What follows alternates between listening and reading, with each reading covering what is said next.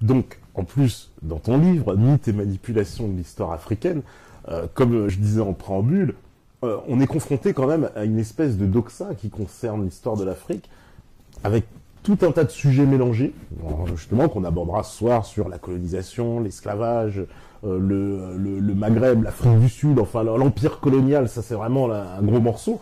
Et toi, tu remets en cause, en fait, quand même, un certain nombre de... Comment on pourrait dire de poncifs. De poncifs, voilà, qui ont été établis depuis longtemps, mais qui sont, en plus, enseignés. Ah oui. Ce sont pas... c'est ce qu'on forme. Je veux dire, c'est une pensée à laquelle on formate les gens. C'est l'histoire officielle. C'est l'histoire officielle, voilà, c'est l'histoire officielle. Et toi, tu remets en cause, donc, cette histoire officielle sur tout un tas de sujets.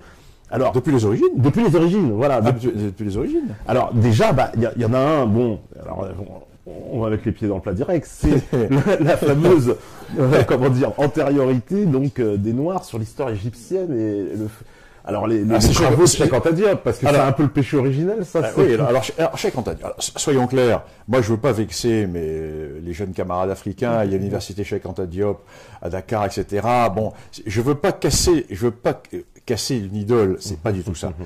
Je veux remettre les choses dans le contexte. Cheikh Anta Diop écrivait dans les années 1950. Oui. L'histoire a complètement évolué depuis. Dans les années 1950, l'archéologie africaine balbutiait.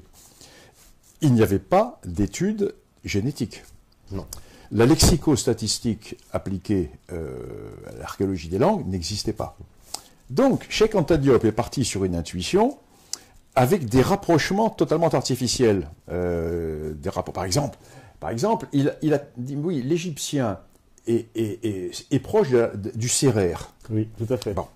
Et il va prendre des duplications de toponymes et il va rapprocher cela. Par exemple, Serre, Sar, etc.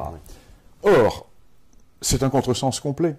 Parce que depuis, il y a eu des études qui ont été faites sur la lexico-statistique, sur l'origine des langues. Or, le sérère appartient à une famille linguistique qui n'est pas la famille de l'égyptien. L'égyptien ancien est une langue aphrasienne, ce qu'on appelait une langue afro-asiatique avant. Non, on parle d'aphrasien. Le sérère est une langue nigéro-kordofanienne. Donc ça n'a rien à voir. C'est comme si tu veux comparer une poule et un canard. Ça n'a rien à voir. Deuxième élément, à l'époque de Cheikh Anta Diop, il n'y avait pas d'études génétiques. Or, les travaux de la génétique ont montré aujourd'hui que les anciens Égyptiens, dans la partie qui a créé l'ancienne Égypte, c'est-à-dire au nord de la première cataracte, c'est des Berbères. Ce sont des Berbères. Ils n'ont rien à voir avec les populations nubiennes. On a par les études génétiques, on sait très bien quelles sont les populations. Donc, si tu veux, le problème de Cheikh Anta Diop, c'est pas un problème. C'est qu'il écrivait à une époque où il est bien évident que les éléments scientifiques qui sont à notre disposition maintenant, qui permettent de dire que, bon, Cheikh Anta Diop s'est trompé. C'est exactement comme si on écrivait aujourd'hui l'histoire de France en se basant sur ce que l'on disait au XVIIIe siècle, en disant que la France était créée par des fugitifs troyens. Après la victoire des Grecs, les Troyens fugitifs se sont réfugiés et ont donné naissance à la lignée qui va donner naissance à la France. C'est ce qu'on croyait au XVIIIe siècle. Bon, c'est à peu près la même chose. C'est exactement la même chose. On sait maintenant par l'histoire, etc., que c'est pas le cas. Alors, donc, Cheikh Anta Diop, si tu veux, représente, pour moi, une butte témoin de la pensée philosophico-historique africaine des années 50, mais qui est complètement obsolète. Dernier élément de Cheikh Anta Diop, on dit les Égyptiens étaient noirs. Alors, je t'ai expliqué par la génétique que ce n'est pas le cas. Et si tu veux, on a quand même l'étude des momies. On a des milliers de momies. Nous avons les représentations. Les Égyptiens se représentaient. Et moi, dans mon livre, je publie. Quand les Égyptiens représentaient les Berbères, ils les représentaient avec des traits particuliers. Quand les Phéniciens, avec des traits sémitiques. Quand ils représentaient les Noirs, ils représentaient les Noirs. Et eux, ils se représentaient d'une manière différente. Donc, si tu veux, on a des tas d'éléments qui font que... Alors, dernier élément de Cheikh Anta Diop. Cheikh Anta Diop, et c'est là, si tu veux, où tout est mélangé. Cheikh Anta Diop dit, oui, mais de toute façon, il y a eu des pharaons noirs. Bien sûr, bien sûr. Mais attendez, remettons les choses dans l'ordre. Grosso modo, allez, à la louche, l'Égypte démarre, grosso modo, 3500 ans avant Jésus-Christ. On est d'accord. Pendant quasiment 3000 ans, nous avons les pharaons qui se succèdent, les dynasties, etc., peu importe. Et en 702, 704 avant Jésus-Christ, pendant un siècle, effectivement, il y a une invasion nubienne qui se fait avec ce que vont appeler les pharaons noirs, qui vont ensuite être... Donc c'est comme si on te disait, dans 2000 ans, mais les Ulkapé étaient noirs, ou étaient musulmans. Parce que, regardez, dans les années 2000 et quelques, dans la banlieue parisienne, il y a des noirs et il y a des musulmans. Donc la France d'Ulkapé a été créée par des noirs ou par des musulmans. On est dans le syllogisme le plus complet, tu comprends? Alors, moi j'ai un grand respect pour Cheikh Anta Diop. Parce que Cheikh Anta Diop a été c'est un précurseur, Cheikh Anta Diop, parce que c'est un homme qui n'avait pas les formations scientifiques que l'on a maintenant, mais on ne peut pas reprocher à quelqu'un des années 50 de ne pas connaître les techniques archéologiques et de lexicostatistique et des études par les gènes que l'on utilise maintenant comme science auxiliaire de l'histoire. Mais il a eu, si tu veux, une idée assez géniale, qui était de montrer une sorte de globalité il a postulé une civilisation africaine. Bon, il s'est trompé. Il a postulé également que toutes les découvertes... En fait, le postulat de Cheikh Anta Diop, c'était l'Égypte a tout inventé, or l'Égypte est des Noirs. Donc, l'Afrique a apporté la civilisation. Bon, non, c'est terminé, on n'en parle plus. Alors Martin Bernal a essayé ensuite avec Black Athena de reprendre ça, mais il a été complètement liquidé par les livres de Lefkowitz, etc. Livres non traduits en français d'ailleurs. Les anglo-saxons ont fait litière. Enfin, c'est bon, on le savait depuis toujours. Voilà pour Cheikh Anta Diop.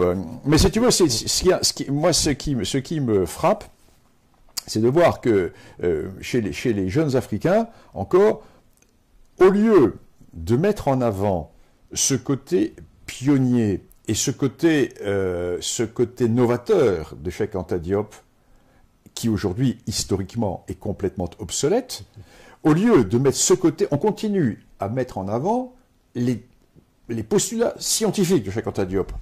Et là, on rend un mauvais service à l'Afrique. On rend un très mauvais service à l'Afrique, parce que tout le monde sait que c'est faux. Alors, les gens qui ont des complexes, les blancs qui ont des complexes, qui marchent les pieds en dedans et qui n'osent pas dire les choses en face, pour pas déplaire, font comme si... Donc il y a deux histoires qui se créent. Il y a une fausse histoire que se racontent les Africains. Tu sais, comme disait Mohamed Harbi, l'Algérien, il parlait de l'Algérie, mais on peut le dire pour l'Afrique, l'histoire est l'enfer et le paradis des Africains. C'est à la fois l'enfer et le paradis. L'enfer, quand scientifiquement ils voient qu'on leur raconte des bêtises, et le paradis, quand pour échapper à ces bêtises, ils s'inventent une fausse histoire. Tu vois ce que je veux dire? Oui, tout à fait. Ouais. Ça c'est fondamental. Et ça, c'est pour un scientifique comme moi, et surtout pour un amoureux de l'Afrique comme moi, alors que l'Afrique n'a pas besoin de s'inventer une fausse histoire. Elle a son histoire.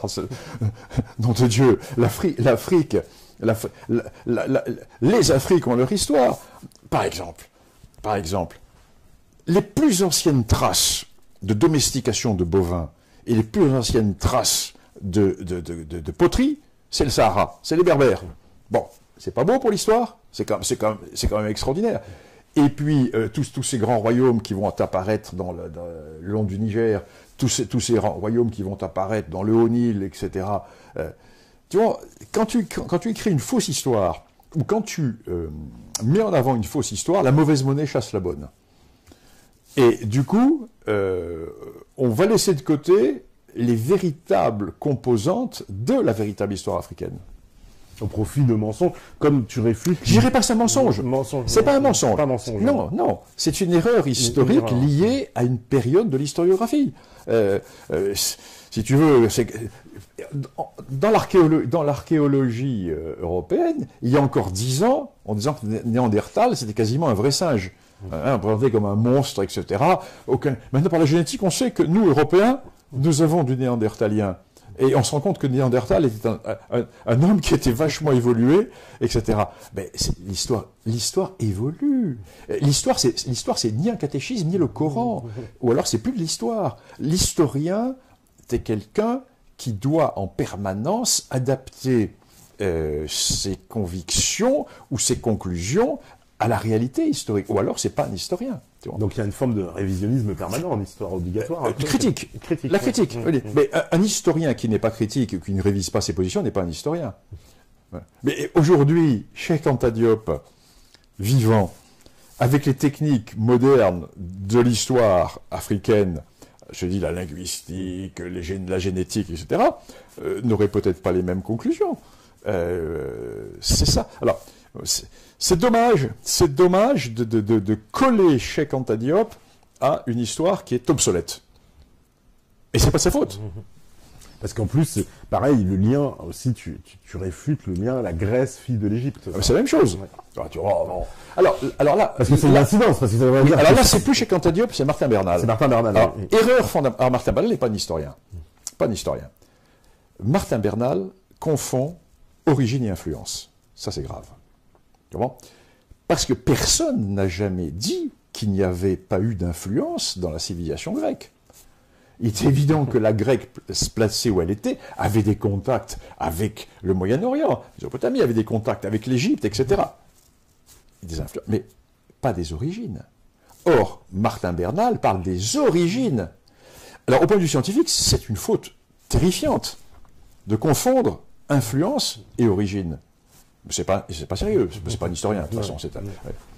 Tu vois ce que je veux dire ? C'est important, ça. Oui, parce que idéologiquement, après, ça prend oui, alors, beaucoup de sens. Si tu confonds influence et origine, eh ben c'est bon. Alors, je reviens à la France. Tu fais du rap, toi. Oui. Tu fais du rap. Bon, alors tu fais du rap, donc ton rap va avoir une influence sur la culture française, peut-être, mais c'est pas l'origine de la culture française. Hein ? Tout à fait. Bien sûr. Tu es d'accord ? Ah, complètement, ouais. Influence, origine. Ouais. Ça, c'est le b.a.-ba du métier d'historien. Bernal n'est pas historien, donc